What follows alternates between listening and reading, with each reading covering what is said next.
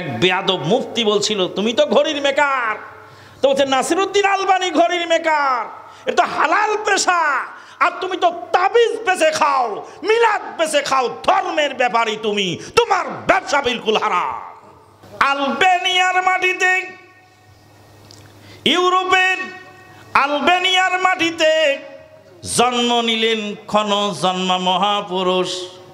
সেই মহাপুরুষের নাম আল্লামা নাসিরউদ্দিন আল আলবানী রাহিমাহুল্লাহ। নাসিরউদ্দিন আলবানীর জন্ম কোথায়? ইউরোপে। কোন ফ্যামিলিতে? মাযহাবী পরিবারে। নাসিরউদ্দিন আলবানী রাহিমাহুল্লাহর বাবা ছিলেন মাযহাবী একজন বড় আলেম।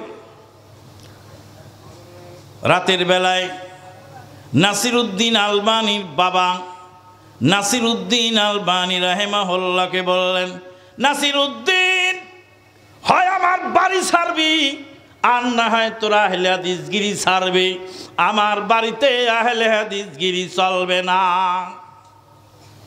নাসিরউদ্দিন আলবানী রাহিমাহুল্লাহ বলেন, কাল সকালে জবাব দেব, বাড়ি ছাড়বো না, আহলে হাদিস ছাড়বো, কালকে সকালে জবাব দেব। সকাল হয়ে গেল।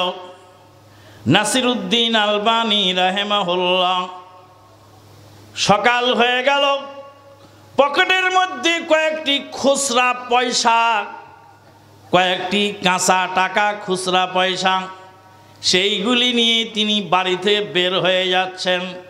বাবাকে বলছেন, বাবা, তোমার বাড়ি থাকলো, তোমার ঘর থাকলো, তোমার মাঝহাব থাকলো, মাঝহাব নিয়ে বাড়ি নিয়ে তুমি থেকে যাও, আমি তোমার কলিজার টুকরা নাসিরউদ্দিন আল্লাহর রাস্তায় হিজরত করে তোমার বাড়ি থেকে বেরিয়ে গেলাম।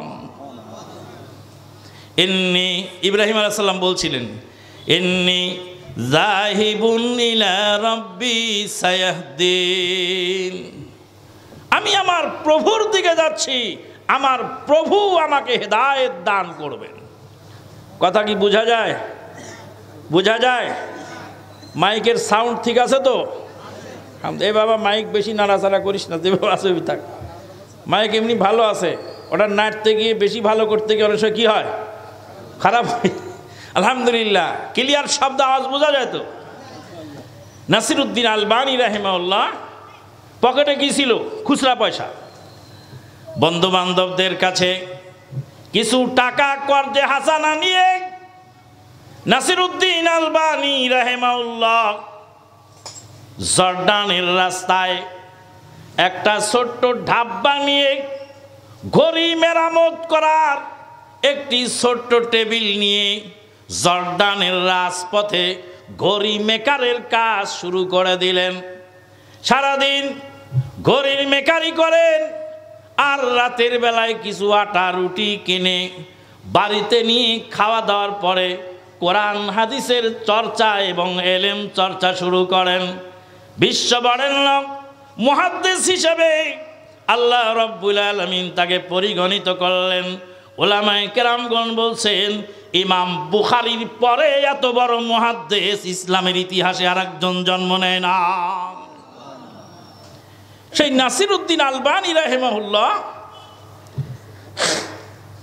কোরআন হাদিসকে কিভাবে আঁকড়ে ধরতেন, একটা উদাহরণ দিয়ে আমি প্রসঙ্গ ইতি টানব।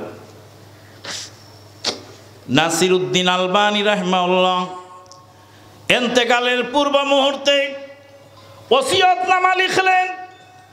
ওসিয়তনামায় লিখলেন, জর্ডানের মাটিতে আমার যদি মৃত্যু না হয়ে বহির্বিশ্বে অন্য কোনো রাষ্ট্রে যদি আমার মরণ হয়ে যায়, বিশ্বের মুসলমানদের কাছে আমার ওসিয়ত রইল।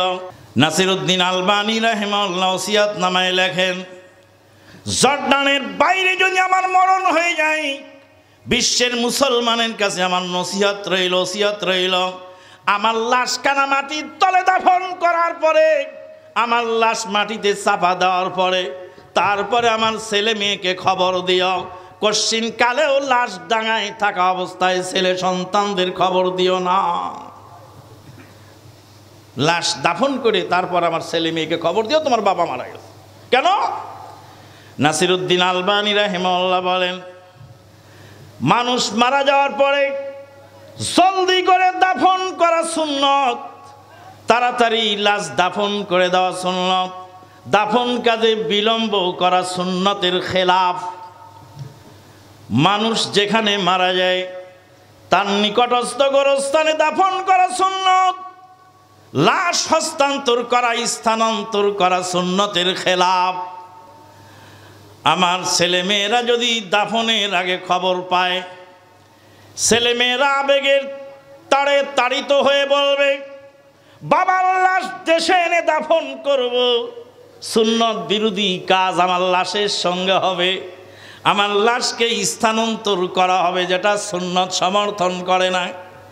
ছেলেমেয়েরা যদি বলে, বাবার লাশ দাফন করো না, বিলম্ব করো, আমরা আসার পরে দাফন করো, আমার লাশ দাফনে যদি বিলম্ব হয়ে যায়, আমি নাসিরউদ্দিন জীবদ্দশায় সুন্নতের উপর আমল করলাম, মরার পরে আমার লাশটাও যেন সুন্নতি তরিকায় দাফন হয়ে যায়। আল্লাহু আকবার। রাহিমাহুল্লাহু রাহমাতান ওয়াসিয়া। এক বেয়াদব মুফতি বলছিল, তুমি তো ঘড়ির মেকার। তো বলছে নাসিরউদ্দিন আলবানী ঘড়ির মেকার, এটা হালাল পেশা, আর তুমি তো তাবিজ বেচে খাও, মিলাদ বেচে খাও, ধর্মের ব্যাপারই তুমি, তোমার ব্যবসা বিলকুল হারাম।